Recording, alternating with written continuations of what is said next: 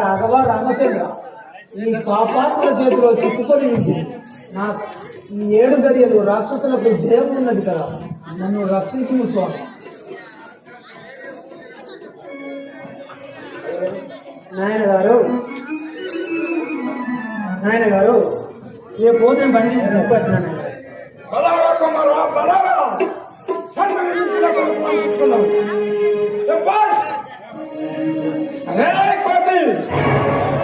ఒరే రాక్షసమా, ఒరే కోతి మూర్త పెద్దలు లేక వదలు చుట్టూ ఎలా దండము పెట్టువు.